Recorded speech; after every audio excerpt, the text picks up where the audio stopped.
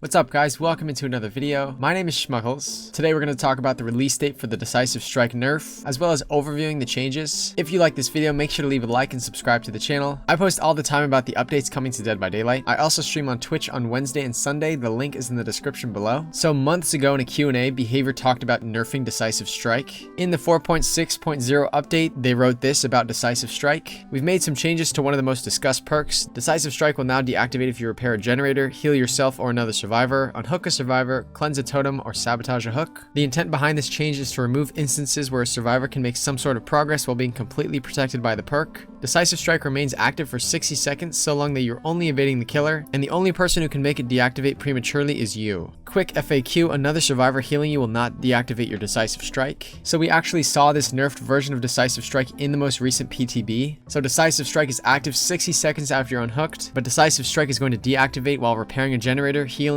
cleansing a totem, sabotaging a hook, or unhooking others. So if you're unhooked and then healed right away by a teammate, DS is not going to deactivate. But if you heal yourself, DS will deactivate. Since Decisive Strike was in the PTB, there's a super high chance that these changes come out with Chapter 19. So we're looking at a March 23rd release date for this Decisive Strike nerf. The PTB pretty much only covered the DS nerf, not the Object of Obsession nerf. So that's probably not going to come out with Chapter 19. I think we can't expect the DS nerf to come out with Chapter 19 though. I don't think I fully agree with these changes coming to Decisive Strike. I get that they're trying to make it so you can't be invincible and still progress the game. Like if you just sit on a gen with Decisive Strike and Unbreakable, you're pretty much invincible. I just think it's possible to do these actions and still be tunneled by the killer. But if it completely deactivates Decisive Strike, then you can still kind of be tunneled. I think a better way to nerf DS would just be to speed up the deactivation time whenever you perform any of those actions that they listed. That way, if you're still tunneled immediately after doing one of those things, you're still protected by DS, but if you're doing it for a long period of time, it'll just speed up the progress till DS deactivates. I think Decisive Strike, the way they've nerfed it now, is only going to be effective against really bad killers who literally do nothing but tunnel you. The better killers in Dead by Daylight will almost never just tunnel you and do nothing else. I think at the highest level in Dead by Daylight, you're still being tunneled even if you have a tiny bit amount of time to do one of these actions. That's why I think speeding up the deactivation progress would be better. I think we're going to see a less extreme version of what happened to Medal of Man happen to Decisive Strike.